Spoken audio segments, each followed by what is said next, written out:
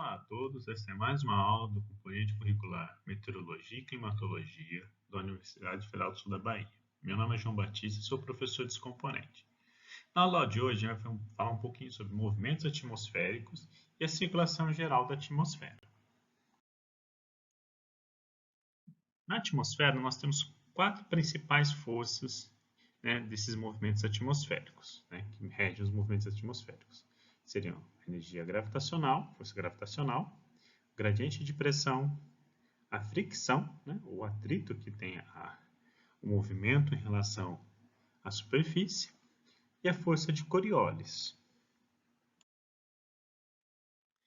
Nos principais movimentos atmosféricos, a variação da pressão na vertical, ela vai ocorrer por conta da redução da força da atração gravitacional da Terra em relação ao ar, onde que nós, quando subimos na atmosfera terrestre, nós temos uma redução de 1/30 do seu valor a cada 275 metros. Então, nós reduzimos essa pressão atmosférica e reduzimos também a densidade do ar, porque se reduz a força de atração gravitacional. Tá? A gente já viu isso na aula anterior. Tá? Lembrando aqui. Na horizontal, as principais forças de movimentos atmosféricos ocorrem principalmente devido à distribuição de energia e à umidade do ar.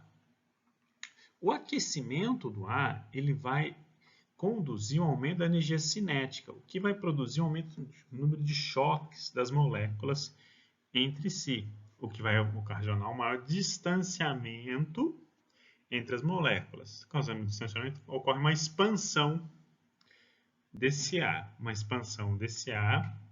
Então, ela vai fazer o quê? Ela vai diminuir a pressão, porque você tem um aumento do volume.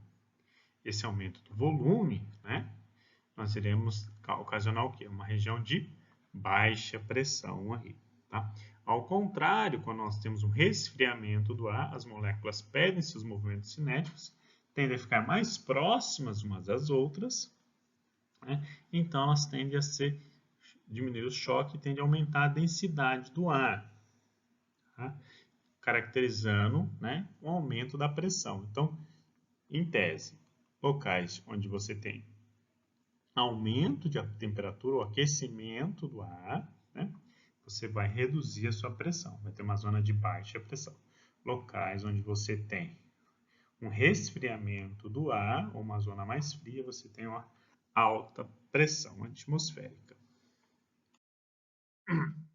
Nesse movimento, ou seja, de alta pressão atmosférica e baixa pressão atmosférica, devido ao aquecimento e resfriamento do ar, por volta de 1735, Hadley ele desenhou esse primeiro esboço que seria a circulação geral da atmosfera. Tá? Hoje ele é substituído já por outro tipo de modelo, mas aqui já dá para entender algo muito interessante. As zonas de baixa latitude, ou seja, próximas do Equador, são as zonas onde você recebe a maior quantidade de radiação. Recebendo maior quantidade de radiação, ela vai ter maior quantidade de energia. Então, o ar geralmente é mais quente aqui. Então, ele tem uma questão de se elevar muito mais fácil. O ar quente ele se eleva, Lembra da aula anterior, tá? Então, o aquecimento do ar, nessa faixa, faz uma elevação do ar. Então, aqui nessas zonas, geralmente as zonas mais quentes, são zonas de baixa pressão. Enquanto que as zonas mais frias do globo, os polos, são as altas latitudes, elas vão ter o quê? Um resfriamento do ar. Esse resfriamento do ar vai provocar uma zona de alta pressão. Tá bem?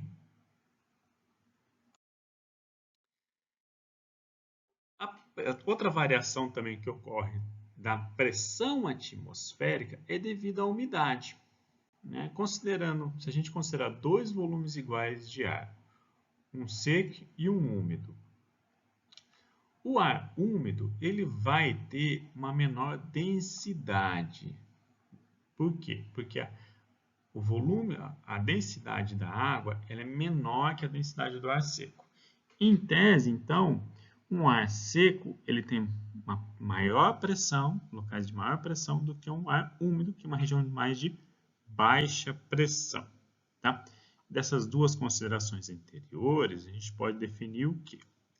O primeiro ocorre, ou seja, em zonas de baixa pressão, do aquecimento do ar.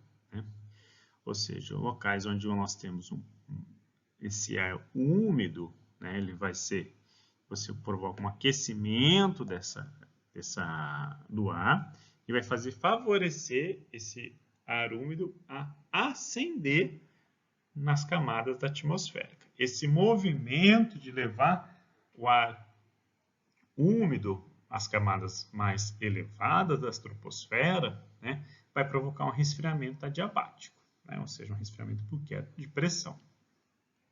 E isso vai provocar o quê? Grande quantidade de chuvas. Né? Esse aqui é um dos processos de formação de chuva. Você tem um aquecimento do ar, principalmente ar úmido. Essa grande umidade de água que está no ar úmido sobe, acende a troposfera terrestre. Se tem o resfriamento, provoca a formação de nuvens, caracterizando chuva. Então, é uma zona de baixa pressão. O segundo, a gente corresponde no quê? Um local onde tem um resfriamento do ar, então o ar se torna mais pesado. Ele se tornando mais pesado, ele tem uma força gravitacional de descende, ou seja, ele passa a descer na minha atmosfera. Então, o ar frio, ele vai ter o movimento de descida, tá? E vai fazer o quê? A expulsão desse ar aqui que está. Então, esse é o movimento, ou seja, o movimento. Enquanto que o aquecimento do ar ele vai provocar o efeito contrário, ele vai provocar um efeito de ascendência da minha atmosfera e um movimento de, nesse caso, de atração num ponto aqui. Né? Então, nós temos um movimento aqui, né, de resfriamento, temos uma forma de descendendo aqui, movimento de divergente, e aqui um movimento de convergência do ar. Tá? Esse movimento de convergência e subida do ar vai favorecer baixas pressões e para a estabilidade climática, provocando chuvas. Enquanto que o ar frio vai provocar, nesse caso, descendência do ar, uma divergência do ar, provocando mais estabilidade climática, tempo bom nesse caso. Esse movimento aqui, ó, do ar por conta do movimento de convergência e divergência, né, vai ocorrer por causa da diferença de pressão também, porque sempre o ar vai do ponto de maior pressão para o ponto de menor pressão. Como assim? Esse movimento do ar indo do ponto de maior pressão para o ponto de menor pressão, vai ter um deslocamento do ar. Esse deslocamento do ar é o que provoca o vento. Então, o vento, na verdade, é o deslocamento, né, do ar de regiões de alta pressão para regiões de baixa pressão. E quanto maior a diferença de pressão do ponto de alta pressão para o ponto de baixa pressão, maior será a velocidade do vento. Tá? Então, quanto mais a diferença de pressão, maior a velocidade do vento. Então, o vento, né, uma forma de representação dele, ele é uma consequência, né, desse movimento atmosférico de ascendência e descência da pressão atmosférica, né, provocando a ascendência do ar, né, devido ao aquecimento, ou a descência do ar, ou seja, o ar descendo por conta do resfriamento. Tá bom? Os ventos, a gente usualmente nós medimos pelas componentes de velocidade do vento. Então, nós temos aqui a rosa dos ventos, né? indica para de onde o vento está soprando, não é para onde o vento está indo. Então, se nós estamos no centro, aqui, desse ponto, né? Se o vento está na direção norte, quer dizer o quê? Que ele está soprando dessa direção para você. Se o vento está na direção sul, o vento está vindo do sul para você, e não sentido sul, indo para o sul. Tá? É uma representação gráfica, né, na direção e velocidade do vento. É comum nós expressarmos a velocidade do vento em metros por segundo, quilômetros por hora ou nós. Né? Nós é uma pronúncia que se pronuncia nó, em que corresponde a uma milha náutica por hora. Tá? Em climatologia, a gente representa a velocidade do vento na forma de diagramas, né, em setores de 30 ou 45 graus. Aqui. Então, nesse caso, a velocidade do vento ela está mais predominante aqui, ó, uma maior velocidade aqui, na direção que é leste, aqui é sul, então aqui é sudeste. Né? Então, tem uma velocidade do vento. Com a maior frequência de incidência, né, nessa direção também. São duas formas de representação aqui, né, da velocidade e direção e frequência do vento. Então, um efeito muito tradicional que a gente pode ver são os efeitos, né, do vento, principalmente no litoral. O litoral ele vai ser um local que você vai ter um favorecimento de formação de ventos. Por quê? Porque o mar, né, é uma superfície lisa que vai favorecer a formação de vento porque tem menor fricção. É diferente do continente, onde você vai ter montanhas, árvores, prédios, casas, que vai provocar uma formação de uma fricção no deslocamento do vento. Essa fricção vai provocar uma redução, né, da velocidade do vento. Então, na praia, ocorre o quê? Durante o dia, né, a água ela tende a aquecer de forma mais devagar ou demorada, porque ela tem a capacidade de... o poder calorífico dela é muito alto, então ela tem que receber muita quantidade de calor para começar a aquecer. Então ocorre o quê? Então, geralmente durante o dia você tem o quê? Na praia você tem uma água mais gelada, né, mais fria, então você vai ter um frio descendo aqui, porque você tem uma região mais de alta pressão, né? Enquanto que na terra, ou seja, na praia, na areia, você vai ter um aquecimento muito rápido, principalmente quando o sol está bem a pino, então vai formar uma região de baixa pressão, provocando uma ascendência do ar quente. Então a brisa durante o dia na praia, ela vai ser o quê? Da região de alta pressão para a região de baixa pressão. Preste atenção na próxima vez que vocês forem à praia. Né? Então a gente tem no sol aqui, durante o sol, a brisa do mar vai vir em direção do oceano para o continente. À noite se inverte. Né? Por conta da água absorver muita radiação e a temperatura da água, a variação dela não é tão alta quanto a variação, né, da temperatura da areia, por exemplo. Então aqui nós teremos uma região de baixa pressão, porque a água vai estar mais quente que a Terra, então um movimento de ascendência do ar aqui, enquanto que a Terra vai estar fria. Né? Para quem fez luau já na praia à noite, você sabe que pisando na areia à noite, a areia está gelada. Então vai ter um movimento de descendência. Então a brisa, nesse caso, irá na direção do continente para o oceano aqui, certo? Então, quais são os ventos sazonais e locais? A brisa de vale e montanha. Né? Então, nós temos a brisa de vale, que é outra situação característica. Durante o dia, né, o aquecimento do ar pelas encostas ela vai provocar um movimento de ascendência do ar. Então, para quem está nas partes das montanhas, então nós temos formação dos ventos anabáticos, né? O sentido de que ele sobe a encosta, porque ele está mais quente, então ele tem um movimento de ascendência. Enquanto que à noite, o movimento ocorre ao contrário. O vento vai de encosta morro abaixo. São os ventos catabáticos, por conta do resfriamento. O ar mais frio, ele vai descer aqui. Então, esse movimento, né, dos ventos, gerando esse movimento vertical do ar, certo? Ele vai estar muito associado à formação de ciclones e anticiclones, tá?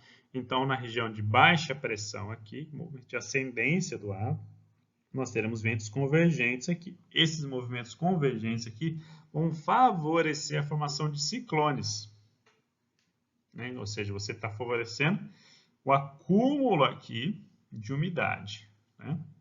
Enquanto que o movimento de divergência aqui embaixo e convergência no ar aqui em cima, né? Ou seja, vai provocar uma região de alta pressão aqui embaixo, vai favorecer a formação de anticiclones, né? Que vai ser condições de tempo bom nesse caso. Tá? E no processo de deslocamento do ar de uma região de alta pressão para uma de baixa pressão, a gente dá um nome de advecção, né? Que é a geração do vento. Né? E a velocidade do vento, ela sempre vai ser controlada por esse gradiente de pressão. Quanto maior a diferença do gradiente de pressão, maior será a velocidade do vento. Tá? Em decorrência desse gradiente, o ar ele converge sempre das zonas de baixa pressão para as zonas de alta pressão. Desculpa. A convergência é sempre da zona de alta pressão para a zona de baixa pressão. Tá? Outro movimento importante é a fricção, né, que ocorre no vento. A rugosidade do solo é um fator de redução do vento. Né? Então, superfícies que têm árvores, montanhas, prédios, vão favorecer a fricção e diminuição da velocidade dos ventos. Por isso que nos oceanos ou na praia se venta muito, né? A velocidade do vento é muito forte. Por quê?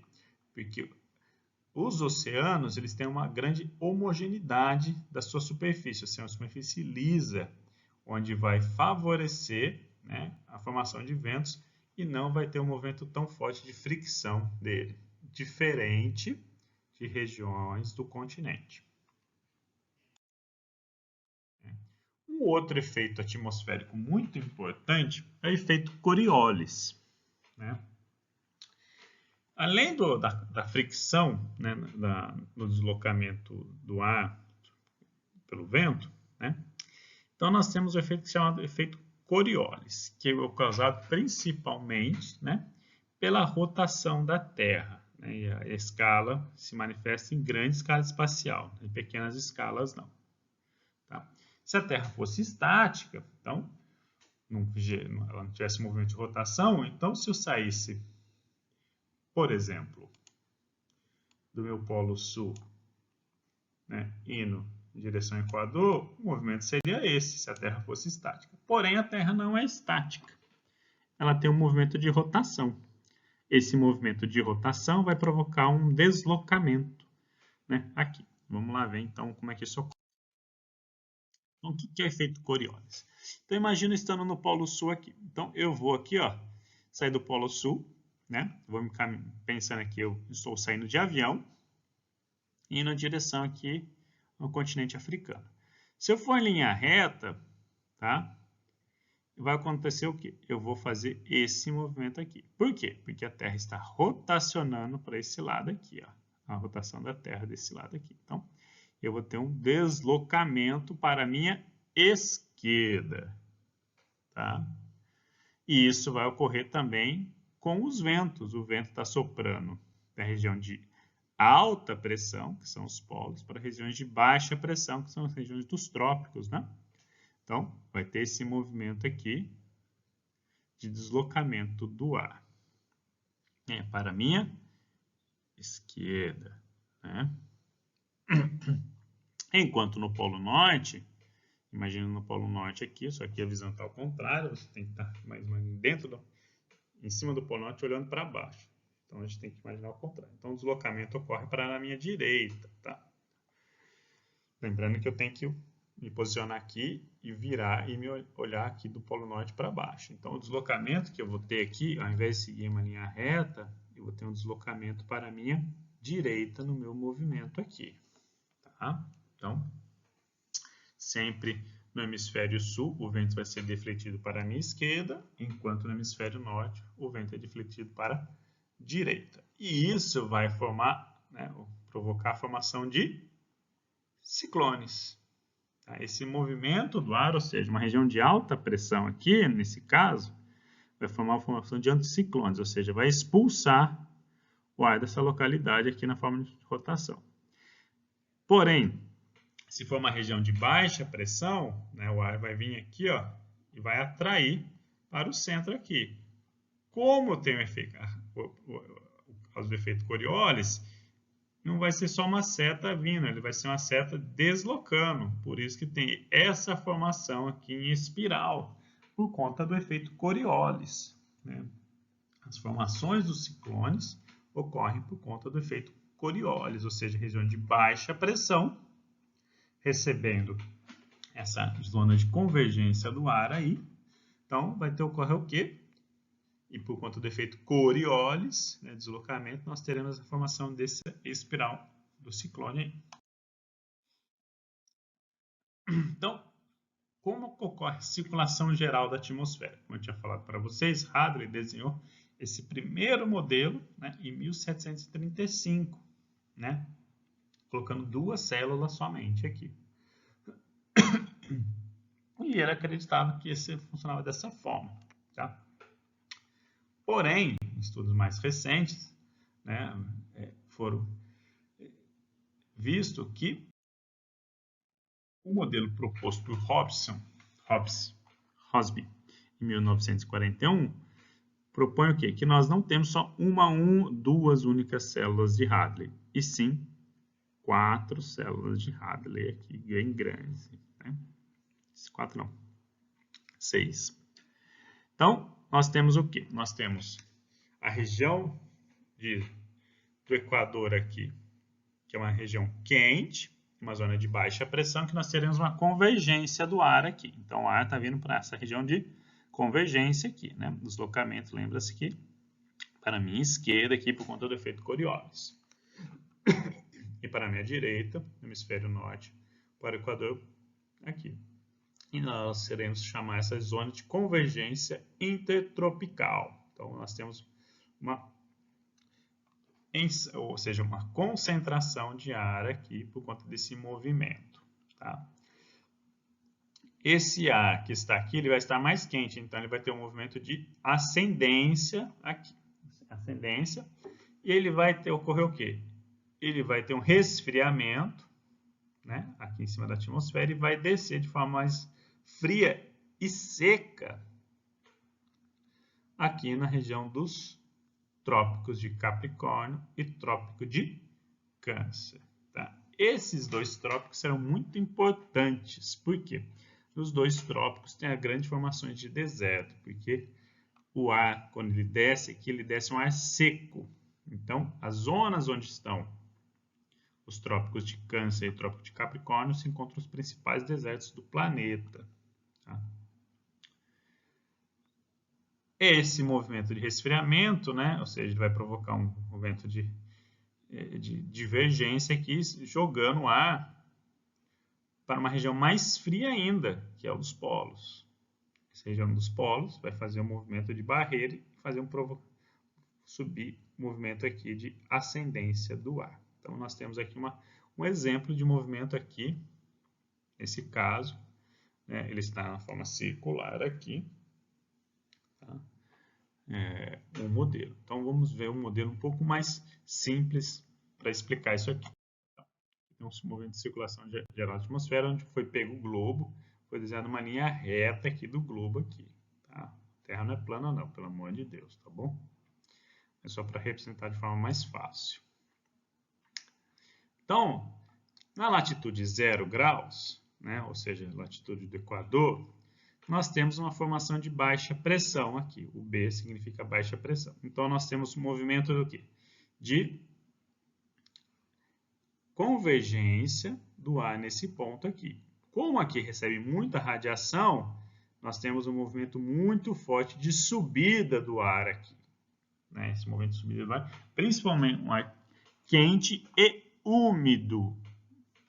Ele vai subir e vai encontrar aqui, né, uma região mais fria da camada atmosférica. Tá? Essa camada mais fria da zona atmosférica vai ter um resfriamento desse ar. Vai provocar o que nós chamamos de chuvas convectivas ou chuvas de verão, por conta do resfriamento do ar. Essa chuva de verão, né, ou seja, as zonas tropicais, né, são zonas muito chuvosas, porque você tem esse movimento de ascendência muito forte do ar, principalmente quente e úmido, tá? Provocando muita chuva. Então, esse movimento aqui das zonas de alta pressão, né, das latitudes de 30 graus aqui aproximadamente para a região equatorial, nós chamamos de ventos alísios. Enquanto que subindo na atmosfera terrestre, o vento vai descer aqui depois que vai provocar as chuvas, ele vai descer frio e seco para as regiões dos trópicos de Capricórnio e Câncer, né? Chamamos de ventos contralísios, né? Isso aqui nós chamamos de células de Hadley, aquela célula famosa. Essas regiões de alta pressão aqui são zonas, né, onde nós teremos grandes secas aqui. Quais desertos se encontram aqui, né? Nós temos aqui próximo do Trópico de Câncer, né, Saara, tá? Que é a região da Arábia Saudita, né, ali do Oriente Médio, que são regiões desérticas, né, o México, né, e a região árida dos Estados Unidos. Enquanto que no Trópico de Capricórnio nós temos o quê? Nós temos o deserto do Atacama e a região bem seca da Austrália. Então são grandes desertos que se encontram nessa região aqui. Tendo essa região aqui, né, de alta pressão, ela vai provocar o quê? O movimento aqui de vento numa região de baixa pressão que está próxima aqui da latitude 60 graus. Esse nós chamamos de ventos oeste. O polo é uma região muito fria, então as regiões muito frias, o ar ele tende sempre a descer, então ela provoca uma região de alta pressão. Então essa região de baixa pressão encontra basicamente uma barreira aqui, muito fria, que é um ar ainda quente, esse ar ainda está vindo aqui da latitude de 30 graus, é ainda um ar quente, né? Provoca essa barreira, esse encontro desse ar quente aqui e úmido com essa barreira fria e seca aqui, nós temos a formação de chuvas principalmente frontais, que são encontros de massas de ar, uma massa de ar quente e uma massa de ar fria, né? Lembra, esse ar ainda sobe aqui, quente ainda, tem as chuvas, nossas chuvas frontais, e ele vai descer frio e seco nas regiões de alta pressão, ainda agravando ainda mais a questão de regiões secas aqui, né, na latitude 30 graus. Tá? Lembrando que essa latitude 0 graus é a nossa zona de convergência intertropical, né, os ventos alísios se dirigindo para essa localidade aqui do 0 graus. Tá bom? Então, a aula era só isso mesmo. Então, obrigado a todos.